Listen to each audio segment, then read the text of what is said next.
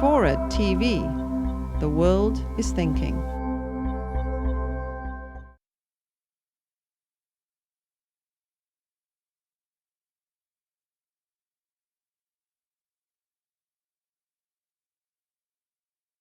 There's a huge range of issues now that need to be looked at from an Iraqi perspective. And they range from the political, security issues, economic issues, constitutional issues, institutional issues. Each of these are enormously complex and have their own range of problems, their own range of complexities. For example, if you look at the security problems facing the government right now, we have issues like the surge.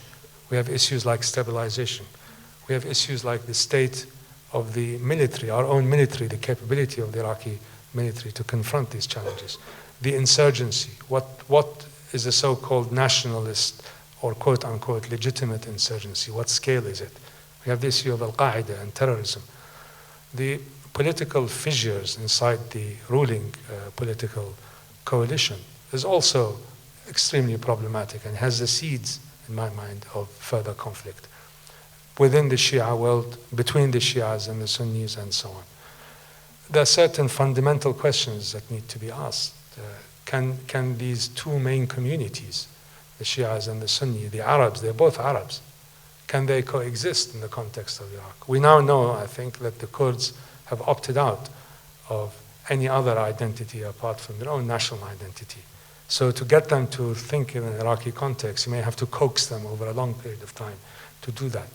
Can the Arabs of the region, especially the Sunni Arab powers like Saudi Arabia, Turkey to some extent, which is not a non-Arab country, can they adjust to the changed realities inside Iraq?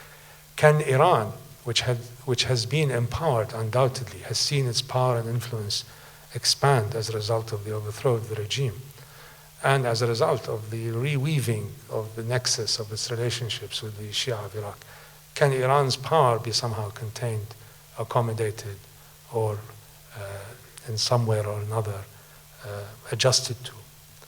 And how does the US fit into all of this?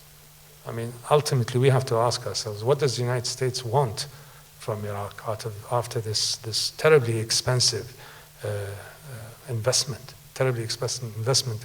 in money, and not let alone the blood that has been shed? We are talking about nearly probably $1 trillion will be spent by the United States after this exercise is over. What do you get out of that? And what do you want from Iraq after that? I mean, if you take the entirety of Iraq's oil production for free for the next 50 years, it probably would not compensate for the $1 trillion that will be spent on this war. We have to ask ourselves, what are realistic goals that the United States expects in Iraq?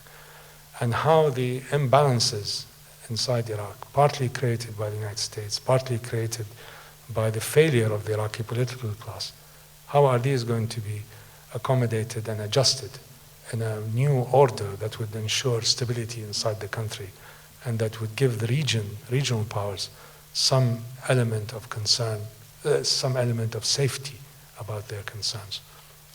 All of these, I think, are issues that are camouflaged by the reductionism that comes from talking about whether the surge will succeed or fail, or whether the United States should keep or pull out its troops.